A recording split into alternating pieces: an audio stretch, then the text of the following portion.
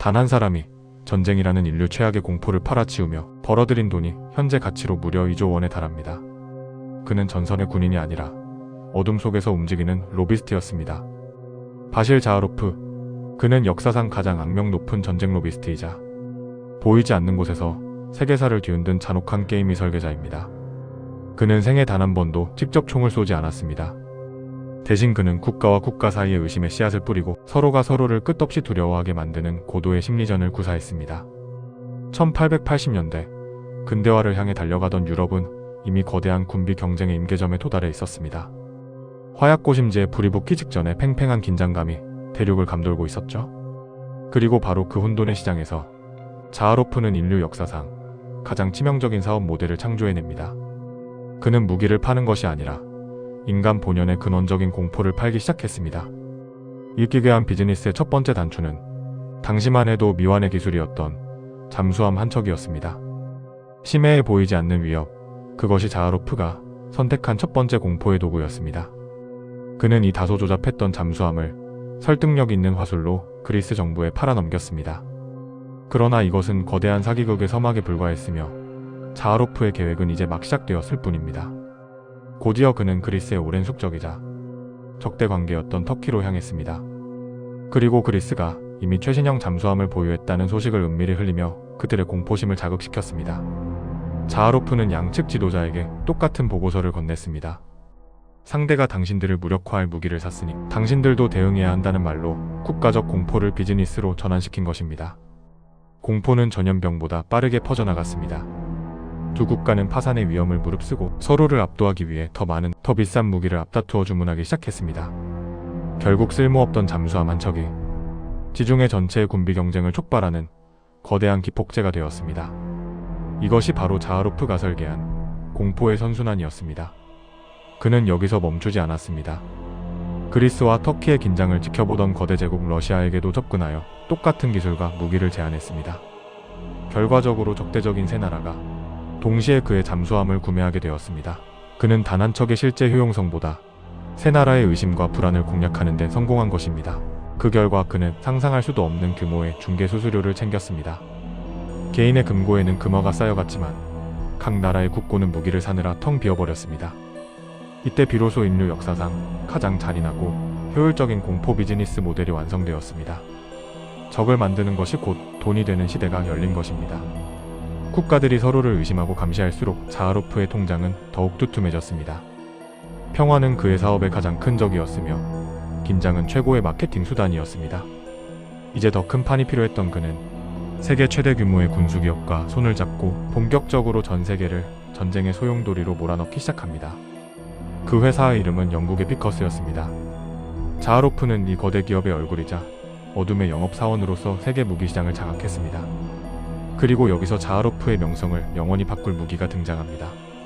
바로 현대전의 양상을 완전히 뒤바꿔 놓은 맥심 기관총이었습니다. 이 기관총은 분당 수백 발의 탄환을 쏟아냈습니다. 이제 전쟁은 용맹한 병사들의 대결이 아니라 얼마나 많은 총알을 쏟아붓느냐의 기술적 학살로 변해버렸습니다. 자하로프는 이 죽음의 기계를 전 세계 모든 분쟁 지역에 팔기 시작했습니다. 그의 발길이 닿는 곳마다 새로운 전쟁의 기운이 감돌았습니다. 하지만 그가 무기를 파는 방식은 결코 단순하지 않았습니다. 그는 각국의 고위 정치인들과 장군들을 포섭하기 위해 막대한 뇌물과 로비를 아끼지 않았습니다. 또한 그는 언론을 매수하는데 도 같은 인물이었습니다.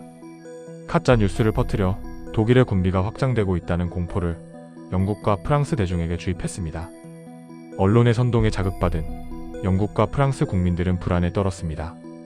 각국 지도자들은 국민들의 요구에 밀려 대대적인 무기구매 계약에 서명할 수밖에 없었습니다. 이제 유럽 전역은 무기구매 광풍에 휩싸였습니다. 자하로프가 던진 공포라는 미끼를 온 유럽이 집어삼킨 꼴이었습니다. 비커스사의 공장은 밤낮 없이 돌아갔고 주문은 이미 감당할 수 없을 정도로 폭주했습니다. 죽음의 도구들이 산더미처럼 쌓여갔습니다. 단 몇 년 만에 회사의 수익은 수십 배로 폭등했습니다. 전쟁의 위기가 고조될수록 자하로프와 군수기업의 주가는 하늘 높은 줄 모르고 치솟았습니다. 그 모든 소란의 중심에는 언제나 자하로프가 있었습니다. 그는 어두운 방 안에서 전 세계의 갈등을 조율하며 자신만의 거대한 제국을 구축하고 있었습니다.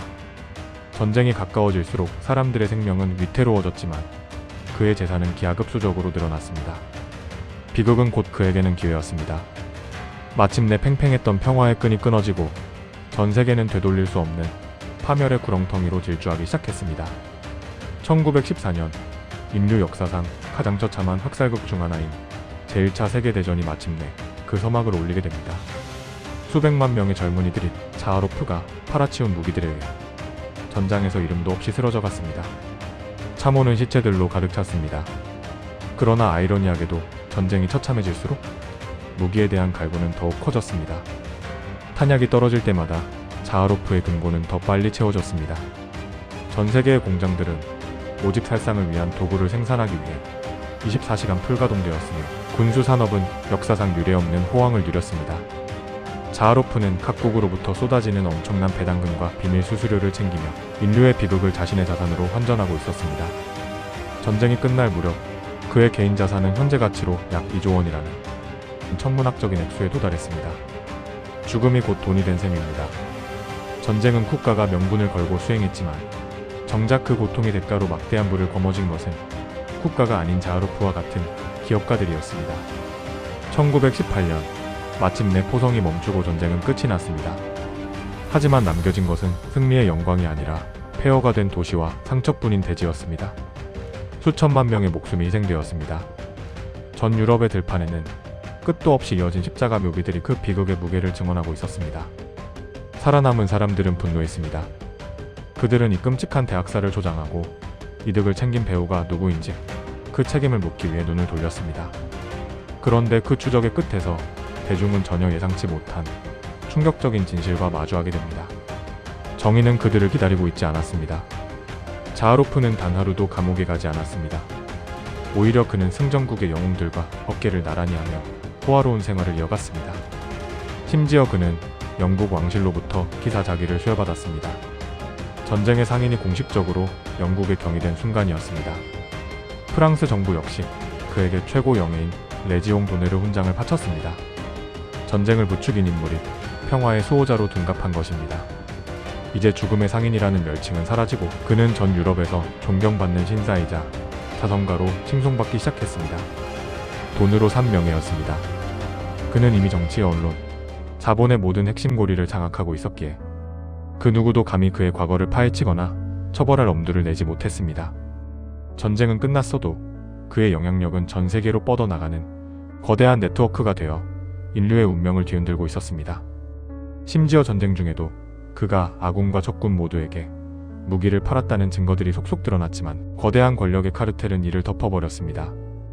결국 진실을 요구하는 목소리는 닫힌 법정의 문 뒤로 사라졌습니다. 정의는 자본의 무기 앞에서 무력하게 침묵할 뿐이었습니다. 자하로프는 은퇴 후에도 프랑스의 호화로운 저택에서 전 세계의 존경을 받으며 평온하고 부유한 여생을 보냈습니다. 그리고 얼마 지나지 않아 세계는 그가 만든 시스템에 따라 또다시 새로운 군비 경쟁의 늪으로 빠져들기 시작했습니다. 비록 한 시대의 전쟁은 막을 내렸을지 몰라도 무기를 팔아 이득을 보는 구조는 더욱 공고해졌으며 공장은 멈추지 않았습니다. 자하로프가 설계한 공포를 동력으로 삼는 비즈니스는 이제 일개 개인의 수단을 넘어 전 세계적인 시스템으로 정착되었습니다. 국가들은 여전히 서로의 눈치를 보며 상대가 가진 무기보다 더 강력한 파괴력을 확보하기 위해 혈안이 되었습니다. 창고에는 무기가 쌓여갔고 사람들의 마음속에는 의심과 증오가 쌓여갔습니다. 그것이 곧 누군가에게는 막대한 배당금이 되었습니다. 그렇게 100년이라는 세월이 흘렀습니다. 시대는 변했고 기술은 눈부시게 발전했지만 인간의 본성은 변하지 않았습니다. 오늘날의 전장은 참호가 아니라 인공위성과 미사일, 그리고 보이지 않는 사이버 공간으로 확장되었습니다. 경쟁은 더욱 치열해졌죠. 현재 전 세계 방산시장의 규모는 수천조 원에 달합니다. 100년 전 자하로프가 벌어들인 돈은 이제 시장의 아주 작은 일부일 뿐입니다. 각국의 지도자들은 여전히 평화를 외치면서도 다른 한편으로는 자국의 무기체계를 강화하기 위해 천문학적인 세금을 쏟아붓고 있습니다. 그 두려움이 깊어질수록 무기를 만드는 기업들의 이유는 매년 역대 최고치를 경신하며 자본주의의 최정점에 군림하고 있습니다. 전쟁은 예나 지금이나 국가의 이름으로 그리고 국민들의 희생을 담보로 수행됩니다. 전선은 여전히 뜨거운 화염에 휩싸여 있습니다. 하지만 그 처절한 살육의 현장에서 발생하는 모든 수익은 결국 국경을 초월한 거대 기업들의 회의실로 조용히 흘러들어갑니다. 그리고 자하로프의 후예인 현대의 로비스트들은 여전히 권력의 귓가에 공포를 속삭이며 다음 전쟁의 불씨를 지피고 있습니다. 100년 전 자하로프가 완성한 그 잔인한 비즈니스 구조는 지금 이 순간에도 소름 끼칠 정도로 완벽하게 반복되고 있습니다. 바실 자하로프라는 인간은 역사 속으로 사라졌습니다. 그의 무덤 위에는 이제 기만이 가득할지도 모릅니다. 하지만 그가 남긴 유산, 즉 상대의 공포가 나의 수익이 된다는 그 끔찍한 시스템은 인류가 존재하는 한 결코 멈추지 않을 것입니다. 국가와 국가가 서로를 더 깊이 불신하고 두려워할수록 그 보이지 않는 시스템은 더욱 견고하고 강력해질 뿐입니다. 이제 우리 앞에 남겨진 질문은 단 하나입니다. 과연 우리는 이 거대한 죽음의 굴레를 멈출 수 있을까요? 비극적인 전쟁의 방아쇠를 실제로 당기는 것은 과연 누구라고 생각하십니까? 총을 쏘는 사람은 군인이지만 그 방아쇠를 당기게 만드는 실질적인 동력은 결국 거대한 자본과 탐욕입니다.